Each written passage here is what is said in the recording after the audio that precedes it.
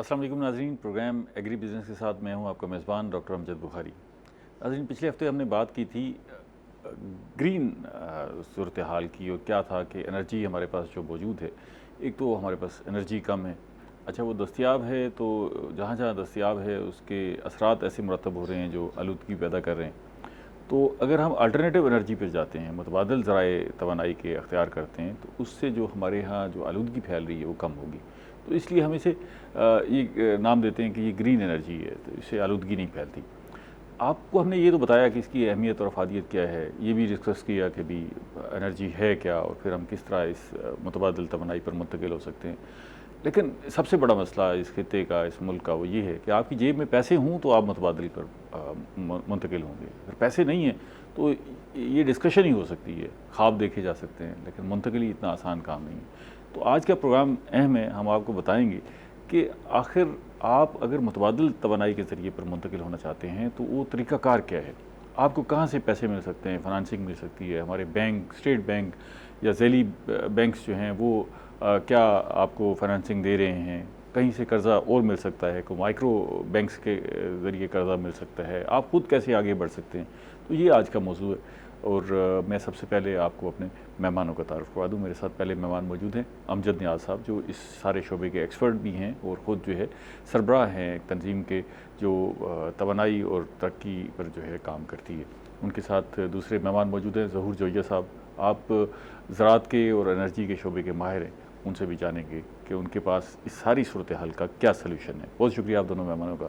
जी बहुत शुक्रिया जी। अमजद साहब, अमजद नज़ीर है, मैंने क्या बता दूं। जी।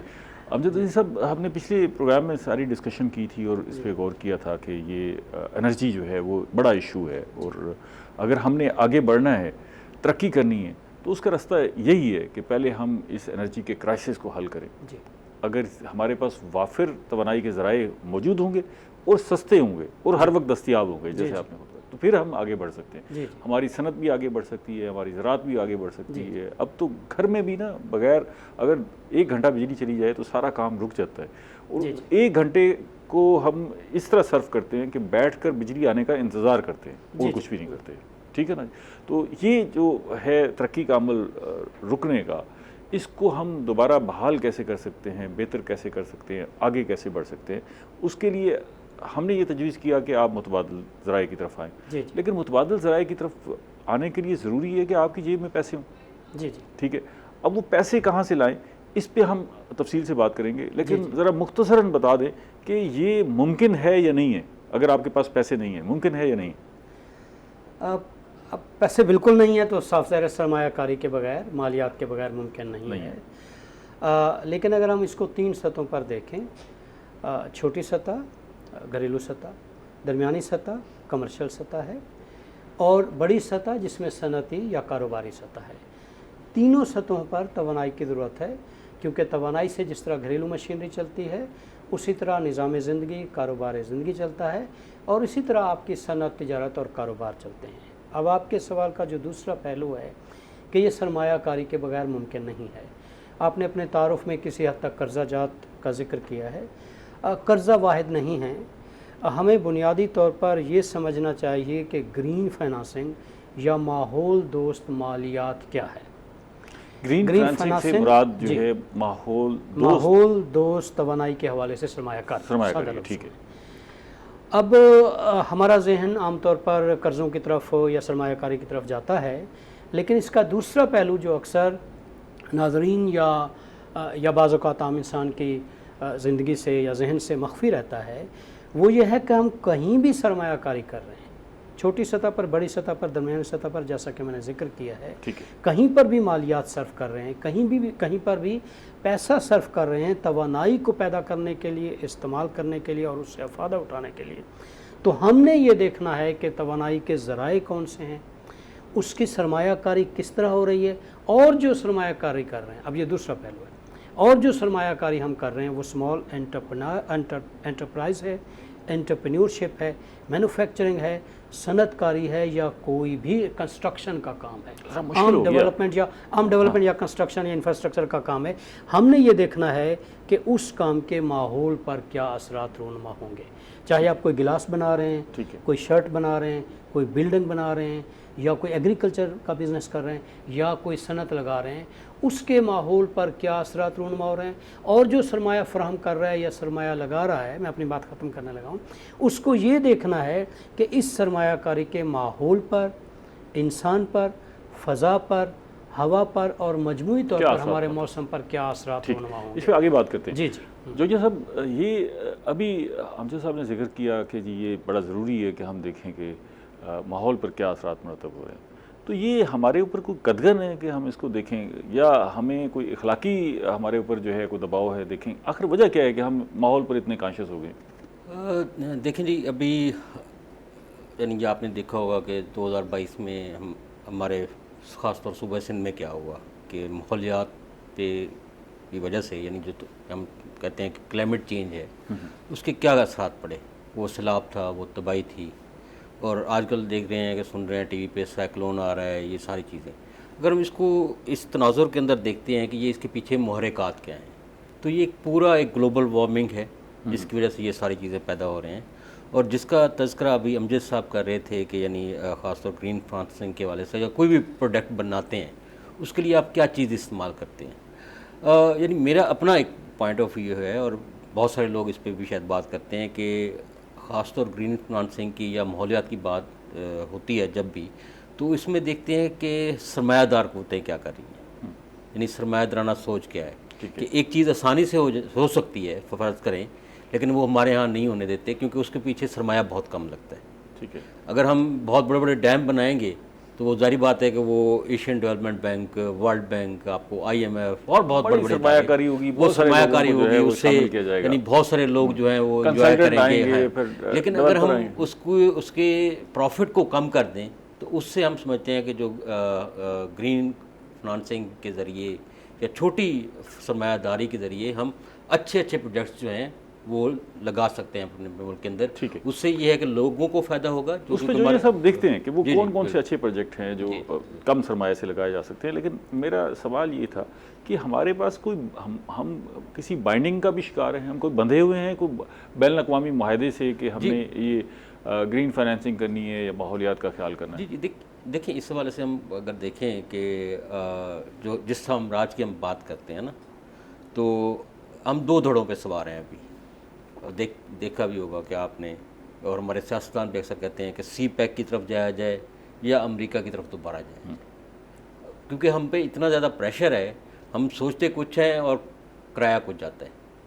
یعنی جس طرح ہم یوکرین کی بات کرتے ہیں کہ یوکرین کی وار کے بعد جو ایک بہت بڑا ڈیزاسٹر پیدا ہو رہا ہے، یعنی خاص طور معاشی سسٹم، تو یہ دباؤ ہو گیا نا یورپ کہ جو عالمی بلاکس ہیں وہ ظاہر ہے ہمیں دھکیل رہے ہیں۔ ہم اگر یہ ڈیسائیڈ کر لیں کہ ہم کس طرف جا رہے ہیں، کس بلاک کا حصہ بننے جا رہے ہیں، تو ہمارے لیے بہت ساری چیزیں آسان ہو جائے گی۔ اچھا اب صاحب، اس پہ کوئی انٹرنیشنل ایگریمنٹس بھی ہیں جن کے ہم پابند ہیں کہ جی ہم نے ماحول کا خیال کرنا ہے؟ جی ڈیفینیٹلی ہے، میں ان کا ذکر کرتا ہوں، لیکن میں پہلے آپ کی اخلاقیات کی بات کی تائید کروں گا کہ ہماری اخلاقیات ہے جہاں پر سرمایہ کاری ہو رہی ہے، جہاں انفراسٹرکچر بن رہا ہے، جہاں ماسیو انفراسٹرکچر بن رہا ہے، چاہے وہ صنعت کے حوالے سے ہے، چاہے وہ اوور ہیڈ برج کے حوالے سے ہے، چاہے وہ ڈیم کے حوالے سے ہے یا کسی اور صنعت کاری کے حوالے سے ہے، اگر ارد گرد کے گاؤں، بستیاں، لوگ جو وہاں سینکڑوں ہزاروں سالوں سے رہتے ہیں، اگر ان کی زندگی متاثر ہو رہی ہے، اگر انسانی زندگی متاثر ہو رہی ہے، اگر ماحول اور موسمیات متاثر ہو رہے ہیں، تو ہمارا اخلاقی فریضہ ہے کہ ہم اپنے ماحول کا خیال کریں، چاہے کوئی بین الاقوامی معاہدہ ہو یا نہ ہو۔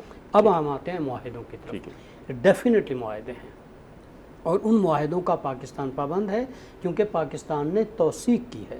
میں اس طرح کے بین الاقوامی مالیاتی فنڈ وغیرہ ان کا ذکر نہیں کر رہا، کچھ اور ایسے شرائط اور ضوابط ہیں جو پوری دنیا کے ممالک نے بیٹھ کر طے کیے ہیں، جس میں پیرس کلائمیٹ ایگریمنٹ ہے، اس میں فائنانسنگ کے ساتھ ساتھ اوورآل کاربن ایمیشن کو ریڈیوس کرنا ہے، گرین فائنانسنگ اس کا ایک انسٹرومنٹ ہے یا ٹول ہے۔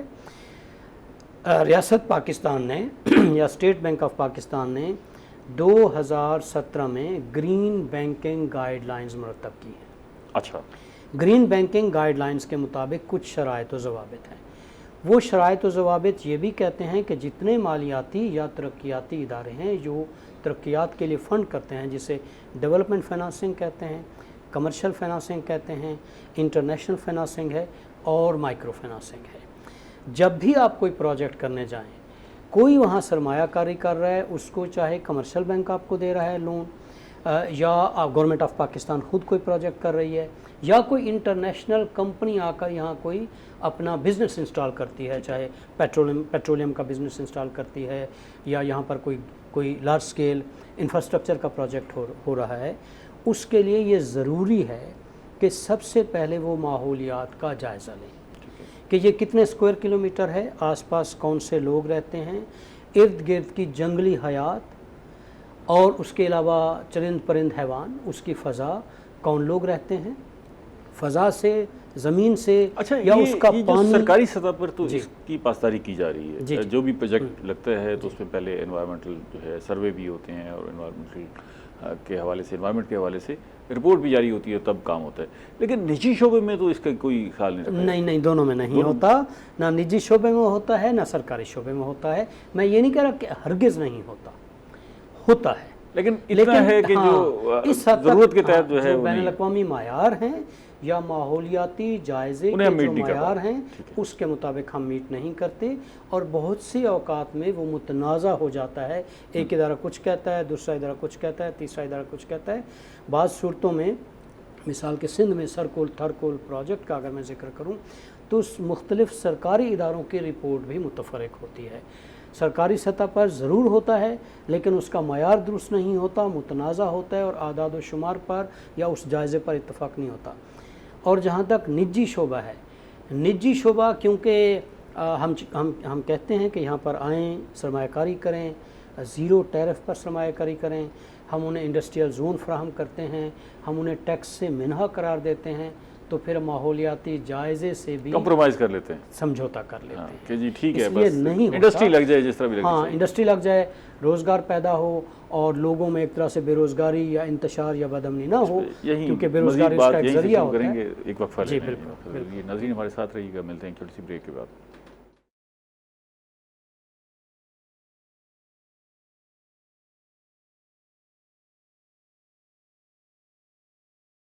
ویلکم بیک ناظرین. ہم بات کر رہے ہیں, اگر ہم متبادل ذرائع توانائی کے حاصل کرنا چاہتے ہیں تو اس کی فائنینسنگ کہاں سے حاصل کرنی ہے, اور اپنے ماحول کو آلودگی سے کیسے پاک کرنا ہے. ماہرین ہمارے ساتھ موجود ہیں. جو یہ صاحب ابھی ذکر کیا کہ ہم پابند ہیں مختلف بین الاقوامی معاہدوں کے, اخلاقی طور پر پابند ہیں, پھر ہم جس ماحول میں رہ رہے ہیں ہم نے اس ماحول کو خود بھی ٹھیک کرنا ہے نا, یہ ہم نے خود ہی اس میں رہنا ہے. آپ کیا محسوس کرتے ہیں کہ یہ جو زیادہ وائلیشن ہو رہی ہے وہ گھریلو سطح پر ہے, زراعت میں ہے, یا صنعت میں؟ کہاں زیادہ ہے جو زیادہ ماحول کو خراب کر رہی ہے اور جس کو زیادہ پہلے ایڈریس کرنے کی ضرورت ہے؟ میرے خیال میں ہمیں کچھ چیزوں پہ دھیان دینے کی ضرورت ہے, خاص طور پالیسی لیول پہ نا, کہ ہمارے یہاں بہت ساری پالیسیز بنائی جاتی ہیں تو اس کو فالو نہیں کیا جاتا, یا اس کے پروسیجرز نہیں بنائے جاتے. ہمارے یہاں بہت ساری پالیسیز بنی ہوئی ہیں, قانون ہیں, لیکن اس کے رولز اینڈ ریگولیشنز نہیں ہیں. اس کو دیکھنے کی ضرورت ہے. وہ تو تقریباً ہر شعبے میں اور اگر وہ ہے تو کیا اس کو ادارہ امپلیمنٹ کرنے کی اس میں صلاحیت ہے, اس میں اس طرح کے لوگ ہیں؟ کیونکہ ہمارے بہت سارے اداروں میں ایسے لوگ بیٹھے ہیں جن کی کنسیپچول انڈرسٹینڈنگ نہیں ہے. ایک پالیسی بن گئی, اب رولز اینڈ ریگولیشن بھی ڈیفائن ہو گئے, اب اس کو امپلیمنٹ کیسا کرنا ہے اس بندے کی انڈرسٹینڈنگ نہیں ہے. تو یہ ساری چیزیں ہیں پالیسی سے لے کے, اور ہم نیچے تک اگر آئیں جو ادارے ہیں تو ان کو دیکھنے کی ضرورت ہے. دوسرا یہ ہے کہ ابھی جو بات ہو رہی تھی کہ کیا پاکستان کی ادارے وائلیشن کرتے ہیں, خاص طور انوائرمنٹ کی بات کرتے ہیں. اب میں اگر ملتان کی بات کروں کہ یہاں پہ ملتان میں بہت بڑی بڑی ہاؤسنگ سوسائٹیز بن گئی ہیں. جو ہمارا مقامی محکمہ ہے ڈسٹرکٹ لیول پہ, ضلع کے لیول پہ, جو انوائرمنٹ ڈپارٹمنٹ کہلاتا ہے, کیا اس نے ان سوسائٹیز کے لیے جو رولز اینڈ ریگولیشنز ہیں یعنی انوائرمنٹ پروٹیکشن کے لیے, کیا اس نے فالو کرائے یا فالو کی ہے؟ شاید کاغذوں میں ہو بھی گئی, شاید کاغذوں میں ہوگی. یعنی آپ نے اگر ایک درخت آپ کے روڈ پہ آ رہا ہے تو اس کے متبادل ایک درخت اور لگنا چاہیے. ٹھیک ہے. تو یہاں پہ ہم دیکھتے ہیں کہ بہت سارے درخت, لاکھوں درخت اجاڑ دیے. تو وہ یعنی بات ہے انوائرمنٹ پالیسی موجود ہے لیکن اس پہ عمل درآمد نہیں ہو سکتا. یعنی وہ جس کی لاٹھی اور اس کی بھینس والا حساب ہے. تو ہمیں اس طرح سے دیکھنا چاہیے. میں ایک مثال دیتا ہوں کہ ابھی ہم یعنی بہت سارے ملکوں میں دیکھتے ہیں جو انرجی کرائسس پوری دنیا میں ہے. یہ نہیں ہے کہ اب یورپ میں بھی ہے. یورپ میں ہائیڈرو پاور اور اس طرح کی انرجی تھی جو گیس سے چلتی تھی یا پیٹرول سے چلتی تھی. اب وہ اس وار کے بدلے اب وہ گرین انرجی پہ آ رہے ہیں. یعنی جو ایک ہے جو نقصان دہ نہ ہو ماحول، کیونکہ جب ریسورسز آپ کے پاس ختم ہو جائیں، چاہے وہ جنگ کی صورت میں ہو چاہے کسی صورت میں ہو، تو وہ الٹرنیٹیو ریسورسز آپ کو ڈھونڈنے پڑتے ہیں. بالکل. لیکن بدقسمتی سے پاکستان کے پاس بہت سارے الٹرنیٹیو ریسورسز ہیں، لیکن ہم انہیں یعنی اگر ہم کوسٹل ایریا کی بات کریں، اپنے 700 کچھ کلومیٹر ہے ہمارا سندھ میں اور بلوچستان کے اندر، وہاں پہ ونڈ انرجی ہم بنا سکتے ہیں اور کئی ہزار میگا واٹ بنا سکتے ہیں، مفت کی ہے. لیکن وہ میں نے جو پہلے بات کی کہ اب باہر سے تیل آئے گا، وہ ایک محکمہ منسٹری کے پاس آئے گا، پھر منسٹری سے اداروں کے پاس جائے گا، پھر اداروں سے صوبوں کے پاس جائے گا. وہ ایک پروسیس ہے اور اس میں دیکھیں کہ کتنی کرپشن ہو سکتی ہے. لیکن جو ونڈ انرجی ہے وہیں پہ آپ جا کے کچھ چیزیں لگائیں. جو یہ سب دنیا حیران ہے کہ پاکستان جیسا ملک بھی انرجی کے کرائسس کا شکار ہے. صرف دریائے سندھ پر جو انرجی پروڈیوس کرنے کی صلاحیت ہے وہ 50,000 میگا واٹ ہے صرف دریائے سندھ پر. مطلب ایک اگر دریا کی ہائیڈرل انرجی کی ہم بات کریں، جس کی آپ بات کر رہے ہیں ونڈ کی، وہ ظاہر ہے 750 کلومیٹر کی کوسٹل لائن ہے، اس پہ ہم جتنا مرضی لگائیں، اور پھر اندرون سندھ تک جو ہے بلوچستان میں بھی. بالکل. اچھا، پھر جو سولر انرجی ہے، مطلب اس میں تو سورج ہمارے پاس جتنا چمکتا ہے، اور یعنی ہمارے پاس 7 ماہ گرمی ہوتی ہے، یعنی آلموسٹ پورے پاکستان کے اندر 7 ماہ جو ہے آپ کو روشنی فل ملتی ہے. اور اگر آپ سولر پہ کنورٹ ہو جاتے ہیں، یعنی اگر گھریلو سطح پہ جس طرح آپ نے بات کی کہ اگر آپ گھروں کی حد تک جا کے سبسڈی دیتے ہیں یعنی مڈل کلاس کو، تو آپ کا بوجھ کم ہو جائے گا، انرجی کرائسس ختم ہو جائے گا. جو ہم بچپن میں تھے تو تب بھی یہ سنتے تھے کہ لائٹ آ گئی، لائٹ چلی گئی، اور اب ہم اتنے بڑے ہو گئے ہیں اور اب بھی یہی سنتے ہیں کہ لائٹ کب آئے گی، کتنے گھنٹے کی لوڈ. ان حالات میں بھی جب دنیا کہیں آگے نکل گئی ہے، ہمارا جو شارٹ فال ہے 5,000 میگا واٹ ہو گیا، اور یہ بڑا آسان رستہ ہے جو جس طرف آپ نشاندہی کر رہے ہیں کہ اگر ہم ادھر آ جائیں تو آگے بڑھنے کے بڑے مواقع. بلکہ میں تو کیونکہ یہاں اس پروگرام میں زیادہ تنقید کریں تو بہت سارے ہمارے یہاں بہت سارے معاملات سیاسی ہیں، آپ کھل کے بات بھی نہیں کر سکتے. ابھی ہم بہت ساری فنڈنگ، وہ 400-500 ارب روپے کی فنڈنگ لوگوں کو امداد کی صورت میں کر رہے ہیں. اگر یہی انہیں سولر پلیٹس کی صورت میں کر دی جائے تو ون ٹائم اگر آپ ان کو سپورٹ کریں گے تو ان کے لیے ہمیشہ کے لیے مسئلہ بجلی کا حل ہو جائے گا. اچھا امجد صاحب، یہ جس پہ ہم بات کر رہے تھے ابھی کہ ہمیں الٹرنیٹیو انرجی کی طرف جانا چاہیے، آپ کیا سمجھتے ہیں کہ ہماری ان تینوں شعبوں میں، گھریلو، ڈومیسٹک جو ہو گئی، اور انڈسٹری ہو گئی، اور ایگریکلچر ہو گئی، پہلے ہمیں کس کو فوکس کرنا چاہیے؟ یہ بیک وقت تینوں کو جو ہے ساتھ لے کے چلنا چاہیے؟ اس میں کوئی ترجیح نہیں ہے، تینوں چاروں شعبوں کو بیک وقت دیکھا جا سکتا ہے، کیونکہ ہم گرین فائنانسنگ کے حوالے سے بات کر رہے ہیں. اور پہلے جیسا کہ آپ نے سوال کیا، پاکستان میں اس کا سسٹم اور سٹرکچر کچھ اس طرح ہے کہ پہلے انوائرمنٹل پروٹیکشن ایجنسی ہوتی تھی. 18ویں ترمیم کے بعد کیونکہ بہت ساری چیزیں ڈیوالو ہو گئی ہیں، تو ہمارے پاس سندھ انوائرمنٹل پروٹیکشن اتھارٹی ہے، پنجاب انوائرمنٹل پروٹیکشن اتھارٹی ہے، بلوچستان اور اسی طرح خیبر پختونخوا کی انوائرمنٹل پروٹیکشن اتھارٹی اپنے سارے صوبوں کی. ہاں، ان کے پاس یہ اتھارٹی حاصل ہے کہ جب بھی کوئی پروجیکٹ ہو رہا ہے اس سے پہلے نہ صرف اپروول لیں بلکہ انوائرمنٹل امپیکٹ اسیسمنٹ کروائیں. ٹھیک ہے. اور انٹرنیشنل انوائرمنٹل اسیسمنٹ 2 پرنسپلس ہیں. اور پھر آتے ہیں ہم فائنانسنگ پر. اب فائنانسنگ کے کئی شعبے ہیں، چاہے وہ ADB فائنانس کر رہا ہو، ورلڈ بینک فائنانس کر رہا ہو، WB فائنانس کر رہا ہو، کیونکہ ہمارے جو ہیوج انفراسٹرکچر ہے اس میں ان کی فنڈنگ ہوتی ہے، تو اس کی impact assessment, initial impact assessment بہت زیادہ ضروری ہے. یہ مالیات، یہ فنڈنگ ہو بھی رہی ہے انٹرنیشنلی؟ جی بالکل، ڈیفینیٹلی ہو رہی ہے. وہ ہم سے گھبرائے ہوئے ہیں ہمارے حالات سے، یا واقعی یہ چاہتے ہیں کہ بھئی ان کو؟ نہیں، دونوں چیزیں ہوتی ہیں، بزنس بھی ہوتے ہیں. اب کیونکہ دنیا جو ہے ایک گلوبل ویلیج ہے، لوگ بھی، ماحول بھی، ہوا، فضا ایک دوسرے سے جڑے ہوئے ہیں، سب پر اثرات پڑتے ہوئے ہیں، تو اس کو جامع فریم ورک میں دیکھنے کی ضرورت ہے. اب آخری پہلو جس کا آپ ذکر کر رہے ہیں اس میں ہو رہا ہے لیکن تعطل کا شکار رہا ہے. گرین بینکنگ کے حوالے سے کوئی 2018-19 میں 600 ملین روپے کمرشل بینکس کو دیے گئے تھے، اور 4 سے 6% انٹرسٹ پر. 4 سے 6% انٹرسٹ پر پورے پنجاب میں اور کسی حد تک سندھ میں، باقی صوبوں کا مجھے زیادہ پتہ نہیں ہے، کوئی ہزاروں لوگوں نے اس سے فائدہ اٹھایا ہے. لیکن اس میں افسوس کی بات یہ ہے کہ انٹرپرینیورشپ میں یا مینوفیکچرنگ میں کم لوگ آئے ہیں. اچھا. ایگریکلچر سائڈ پر یعنی 90%، 10 میں سے 9 لوگ جنہوں نے سولر فائنانسنگ کا، ہاں سولر پینلز کا، وہ ایگریکلچر سائڈ پر ہے.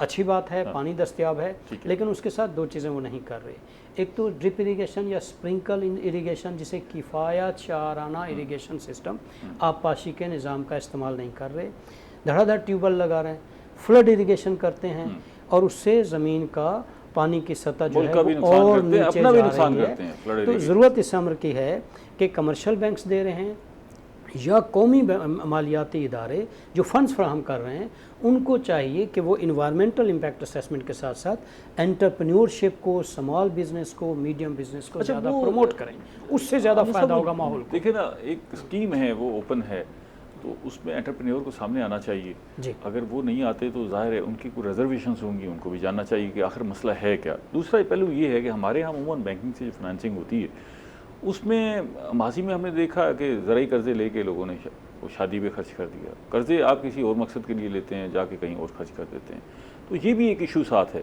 अच्छा, ये बड़ी मस्बत बात है कि आपने कहा कि चलें ठीक है, वहाँ से फाइनेंसिंग हुई, लेकिन ज़्यादा फाइनेंसिंग एग्रीकल्चर पे सर्फ हो गई। अगर एग्रीकल्चर पे सर्फ हो गई फिर भी अच्छा हुआ कि चलें कुछ वहाँ सूरत हाल बेहतर हुई, लेकिन एंटरप्रेन्योर क्यों सामने नहीं आया, ये मैं जो ये साहब से पूछना चाहूँगा कि आखिर एंटरप्रेन्योर इस तरफ आ क्यों नहीं रहे जब उनके पास बाकी सारे शोबों की निस्बत ज़्यादा सलाहियत मौजूद है, उनके पास पैसा भी है, उनको डायरेक्ट जो है मुनाफा भी नज़र आ रहा है, और बिजली की जो खपत है जो वहाँ उनको हैवी बिल्स पे करने पड़ रहे हैं उसकी भी बचत है, तो ये क्यों सामने नहीं आ रहे? खैर साहब, ये आपका बहुत ही अच्छा और एक टेक्निकल किस्म का सवाल है, मैं कोशिश करूँगा जवाब देने की। देखिए, हम बचपन से पढ़ते आ रहे हैं कि हम एक ज़राई मुल्क हैं, और ज़राई मुल्क हैं यानी हम ज़ाहिर बात है पूरे पाकिस्तान को खिलाते हैं, 22 करोड़ को खिलाते हैं। हम इंडस्ट्रियलाइजेशन भी हमारे यहाँ हुई, लेकिन वो रुक गई। अब जितनी भी इंडस्ट्री है हमारे यहाँ पे वो पाकिस्तान से बाहर जा रही है, यहाँ पे है नहीं, क्योंकि एनर्जी क्राइसिस उनको भी बर्दाश्त करना पड़ा, जिसके लिए वो पनप नहीं पाए इससे हमारे मुल्क के अंदर। अब एग्रीकल्चर क्योंकि सदियों से हो रही है, 5000 साल से हो रही है इस सरजमीन पे, एंटरप्रेन्योरशिप के हवाले से हमने कभी सोचा ही नहीं, ना हमारी हुकूमत ने सोचा है, ना हमारे इदारों ने सोचा है। क्योंकि यहाँ पे सस्ती लेबर देखें आप, यूएई में काम करती है, अरब ममालिक में जाके करती है, अगर यहाँ पे उनको हुनर सिखाया जाता, छोटे छोटे कारोबार सिखाए जाते, तो वो हमारी जो अफरादी क़ुव्वत है वो यहीं पे रहती और उनके रोज़गार के मौके भी मुयसर होते। एक्चुअली फिनंसिंग शायद कहीं ना कहीं हद तक महदूद है, लेकिन वो तरबियत नहीं की गई। अगर हम जिस तरह बात कर रहे थे कि ट्यूबवेल ज़्यादा लगाए गए, अगर उसी हवाले से एंटरप्रेन्योरशिप के अंदर हम जो इरिगेशन की जो चीज़ें हैं उनको टेक्निकल उनको सिखाते कि यार ये पहले आप सीख लें, यानी ड्रिप इरिगेशन है या स्प्रिंकल है या कोई भी है, तो हमने उसको वैल्यू चेन को नहीं देखा कि एग्रीकल्चर से हम किस तरह से अपनी चीज़ों के अंदर वैल्यू एडिड कर सकते हैं, तो उसकी ट्रेनिंग नहीं है। तो मेरे ख्याल में मसला पैसों से ज़्यादा जो है वो तरबियत का है। अगर हमारी तरबियत होगी, चाहे वो एग्रीकल्चर सेक्टर में हो चाहे वो इंडस्ट्रियल सेक्टर में हो, तो तब जो है वो जो रिसोर्सेज हैं सही तरह से यूटिलाइज हो सकते हैं। वरना यह है कि जितने आप मर्जिया रिसोर्सेज दे दें वो यहाँ पे वेस्ट यूटिलाइज नहीं होंगे, यूटिलाइज नहीं होंगे। तो जिस तरह आप जिक्र कर रहे थे कि वो शादी पे खर्च कर लेते हैं, और हमारे यहाँ अक्सर ये भी होता है कि कर्जा लेते हैं कि दुकान चलाने के लिए, लेकिन उसका बाइक लेके हम रोडों पे घूमते हैं। एक्चुअली उसकी तरबियत का मसला एक अच्छा रास्ता आ गया जी पैसे खर्च करने का। अच्छा, अब जो सब अब ज़रा थोड़ा सा फाइनेंसिंग भी बात करते हैं। लोग जानना चाहते हैं कि भी अगर हम मुतबादिल ज़राए पर मुंतकिल होना चाहते हैं तो क्या करें। इस पर जो ग्रीन फाइनेंसिंग जिसकी बात आप कर रहे हैं, इस पे स्टेट बैंक की पॉलिसी क्या है और ये फाइनेंसेस हमें कहाँ कहाँ अवेलेबल हैं? अगर जी, स्टेट बैंक की पॉलिसी का तो मैंने शराइत और ज़वाबित का जिक्र किया है। किसी हद तक उस पर अमल होता है, मुकम्मल तौर पर नहीं होता। जहाँ तक फंडिंग या फाइनेंसिंग है उसमें इदारे हैं पाकिस्तान में, पंजाब में कौन से इदारे हैं ये मैं अभी आपसे जानूंगा, लेकिन ब्रेक ले लूँ। नाज़रीन हमारे साथ रहिएगा, आपको अभी बताएंगे कि आप अगर अल्टरनेटिव एनर्जी की तरफ मुंतकिल होना चाहते हैं तो उसके लिए पैसे कहाँ से मिलेंगे। हम आपके पास आते हैं थोड़ी सी ब्रेक के बाद।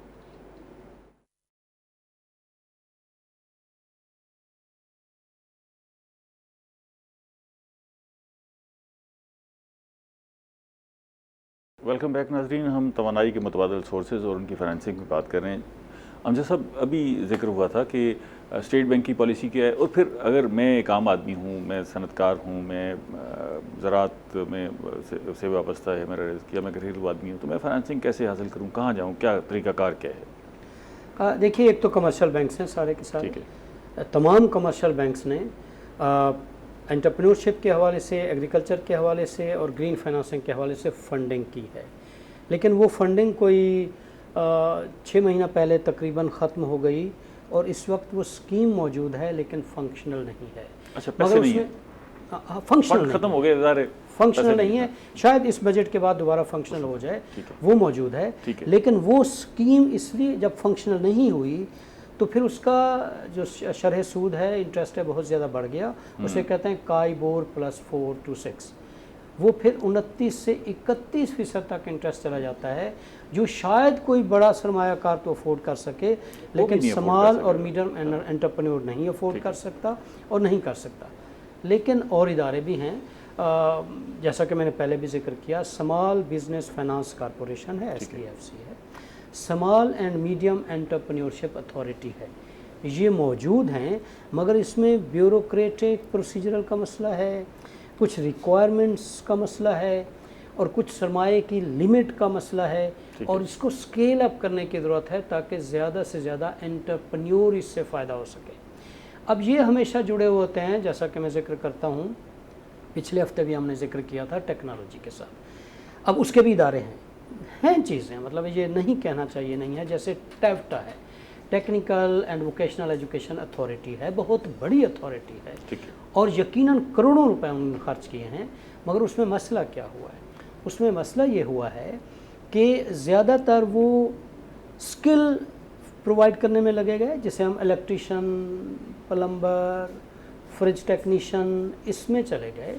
انٹرپرینورشپ کی، مینوفیکچرنگ کی ضرورت ہے، اسمال چپ بنائیں، بٹن بنائیں، پلاسٹک کی چیزیں بنائیں، الیکٹرانکس کی چیزیں بنائیں، IT کی چیزیں بنائیں، پرزہ جات جیسے سادہ لفظوں میں کہتے ہیں، پارٹس اینڈ پارسلز جو اس کے ہوتے ہیں کسی بھی مشینری کے، اس کو لارج سکیل پر پروڈیوس کر کے ایکسپورٹ کرنے کی ضرورت ہوتی ہے۔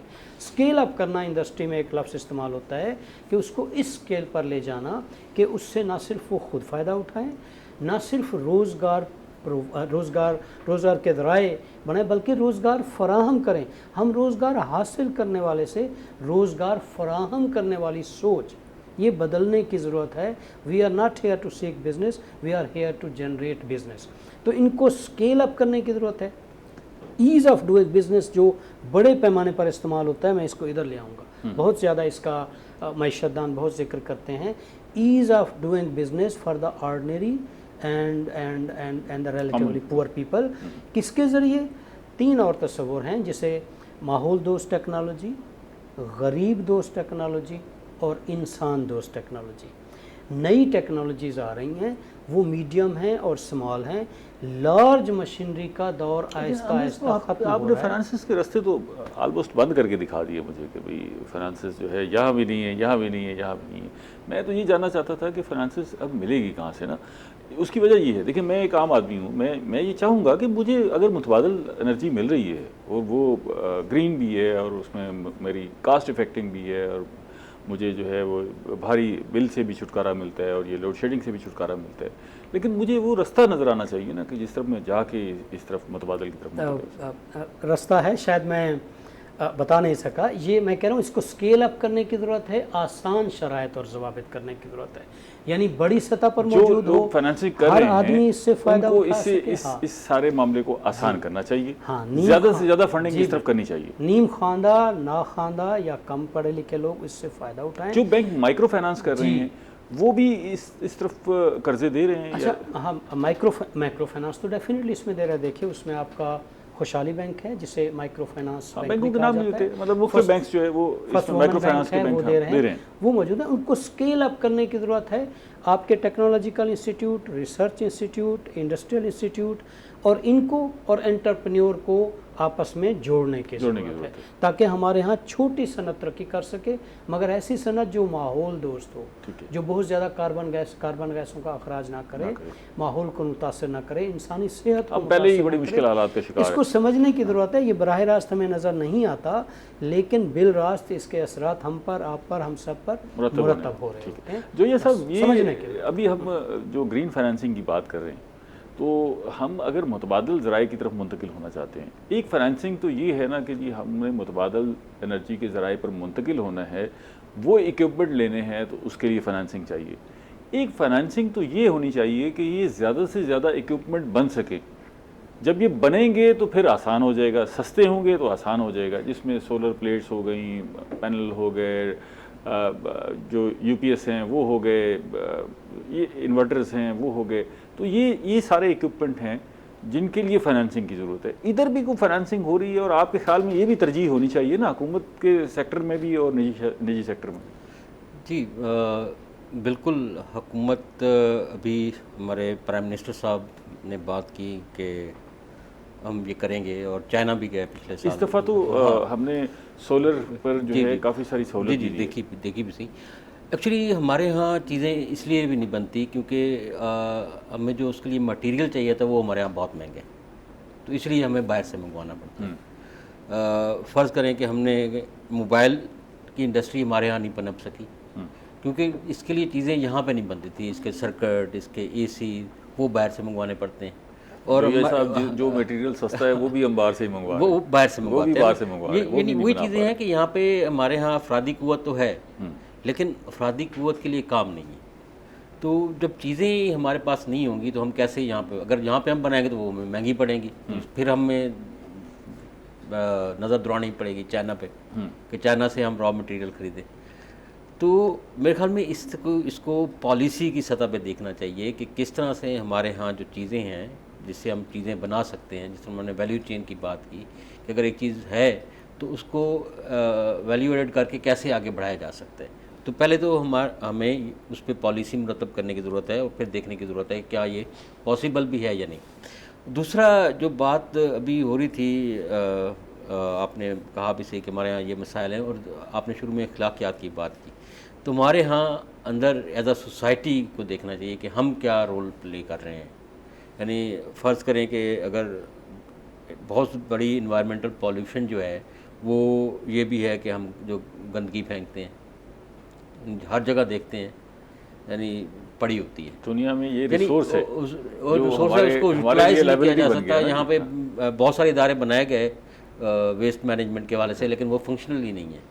تو اس سے بھی ہم انرجی کریٹ، ہم اپنی ویسٹ اٹھا کے پھر رہے ہوتے ہیں کہ اس کو ڈمپ کہاں کریں۔ یعنی ایک اور جو بات ہوتی ہے کہ ہمارے ہاں میں نے دیکھا ہوگا کہ ہمارے بچپن میں جو مٹی کے چولہے ہوتے تھے وہ انرجی ایفیشینٹ ہوتے تھے، یعنی وہ کم لکڑیاں خرچ ہوتی تھیں، لیکن وہ کافی دیر تک چلتے رہتے تھے۔ صبح بناتے تھے، پھر اس کو ڈھک دیتے تھے، پھر وہ دوپہر کا کھانا اس میں بنتا تھا۔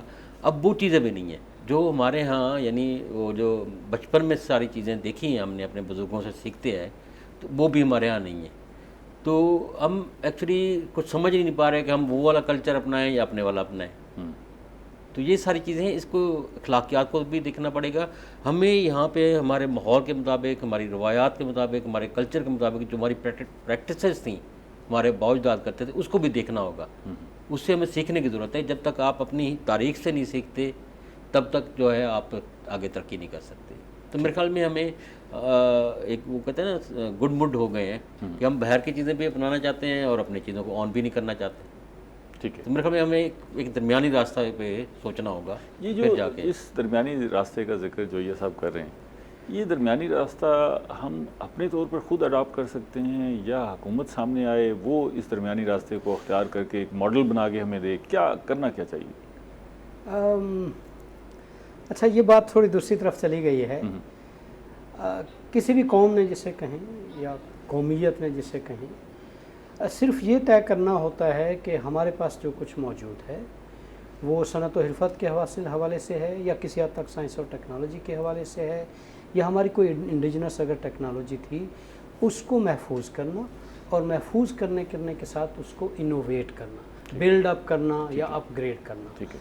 उसमें अगर हमारे पास कोई माहौल दोस्त टेक्नोलॉजीज़ मौजूद थी, जैसा कि जो साहब ने जिक्र किया है, उस तरह की माहौल दोस्त टेक्नोलॉजी को फ़रोग़ देना, ना हम इसको एक्सप्लोर कर सके हैं, ना इसको फ़रोग़ दे सके हैं, उस पीछे पर रह थोड़ा गए। काम करना, उसको आगे ले जाना और उसके ऊपर बिल्ड अप करना, क्योंकि चीज़ें एक दूसरे के ऊपर बिल्ड अप होती हैं। लेकिन अब क्योंकि हम एक ऐसे दौर में रहते हैं, वो खुले अबलाग का दौर है, उसमें टेलीविज़न है, रेडियो है, सोशल मीडिया है, इन्फॉर्मेशन बहुत ज़्यादा किताबें तेज़ी से हैं, आ रही मालूमात हमारे पास हैं, तो ज़्यादा ज़रूरत है उस पर इनोवेट करने की, यानी बिदअत या जिद्दत जिसे कहें, साइंस में बिदअत एक मुस्बत चीज़ होती है, नई चीज़ें लाना और फिर उसके ऊपर बिल्डअप करना, और मगर अपने माहौल के मुताबिक, ठीक है। अपने समंदर, अपने ये जंगली जो हयात, अपने मुतबादिल जोग्राफी के एनर्जी मुताबिक। की तरफ हम मुंतकिल होने की बात कर रहे हैं, कुछ लोग तो इस पर मुंतकिल हुए जी। हैं। आप क्योंकि एक्सपर्ट हैं, कोई आपके पास अंदाज़ा है कि कितने फ़ीसद लोग या कितनी हम मुतबादिल एनर्जी की तरफ मुंतकिल हो चुके हैं और अभी कितनी गुंजाइश है?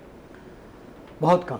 बहुत कम। आपको सुनकर इंतहाई मायूसी होगी कि पाकिस्तान की कमिटमेंट है कि 2030 तक उसने 30% तवानाई पैदा करने के ज़राए को मुतबादिल तवानाई के ज़राए पर ले जाना है। इस वक्त 4.5% पाकिस्तान अपनी तवानाई बहुत पीछे रह गए। मुतबादिल ज़राए से इस्तेमाल कर रहा है। दुनिया भी पीछे है, सिर्फ पाकिस्तान पीछे नहीं है। दुनिया कोई 11% तक इस वक्त मुतबादिल तवानाई पैदा कर रही है, हमें नज़र ऐसा आ रहा है। और यही सूरत हाल रही तो 2005 तक 1.5 डिग्री हमारा टेम्परेचर बढ़ जाएगा और हमें बहुत ज़्यादा ख़तरात का सामना होगा, माहौलियाती तहफ़्फ़ुज़ात का। तो उस टारगेट को मीट करने में हम बहुत पीछे हैं। उसकी वजह यह है कि हमारे यहाँ फ़ेज़ इन और फ़ेज़ आउट का सिस्टमेटिक अरेंजमेंट अभी नहीं है। प्रोग्राम का वक्त ख़त्म हो रहा है, कोई ख़ास बात, आखिरी बात कोई करना चाहें तो वो क्विकली कर लें। वो क्विकली यही है कि जो रिवायती तवानाई के ज़राए हैं, वो थर्मल ज़राए कहलाते हैं, उनको रफ्ता रफ्ता हमने साइड पर करना है, ख़त्म करना है। और जो गैर रिवायती मुतबादिल हैं, उनकी तरफ आएं। मुतबादिल तवानाई के ज़राए हैं, जिन्हें काबिल तजदीद तवानाई कहते हैं, उसका प्लान बनाकर 2030 तक कितने फ़ीसद होगी, 2050 तक कितने फ़ीसद तेज़ी से, जितनी तेज़ी से आप अडॉप्ट कर सकते हैं अडॉप्ट। फेज़ इन फेज़ आउट के साथ साथ जो ये phase सब in कर आप सकें। 10 सेकंड हैं आप। जी, मैं ये कह चाहूँगा कि हमारे यहाँ जो कोयले के प्लांट लगाए गए हैं वो बहुत ही इन्वायरमेंटल एक डिज़ास्टर क्रिएट कर रहे हैं। तो उसकी तरफ हुकूमत सोच रही है कि कोई फंडिंग आती है तो उस पर वो काम शुरू कर देती है। तो हमें इस पर रोकना चाहिए एज अ सिविल सोसाइटी भी और शहरी होने के नाते भी, और हमें अल्टरनेटिव एनर्जी की तरफ जाना चाहिए। और मेरी एक जो आखिरी जो गुजारिश है हुकूमत से कि वो ख़ास तौर पे घरेलू सतह पे ये जो सोलर एनर्जी है उसके लिए फाइनेंसिंग करे फ़रोग़ दें। घर की सतह तक, ताकि घर जो है वो अपने सोलर एनर्जी पे कन्वर्ट हो सके। आप दोनों मेहमानों का बेहद शुक्रिया। नाज़रीन, हमने बात की है मुतबादिल ज़राए पर। गो इसमें मुश्किलात हैं, लेकिन आगे बढ़ने के रास्ते भी मौजूद हैं। अगर आप इस तरफ मुंतकिल हो जाएंगे मुतबादिल ज़राए की तरफ, तो आप पर जो बोझ है वो काफ़ी हद तक कम हो जाएगा, और फिर हर वक्त जो है वो तवानाई दस्तयाब भी होगी, और ये सस्ती और माहौल दोस्त तवानाई होगी। अगले प्रोग्राम तक इजाज़त दीजिए। अल्लाह ने के बाद।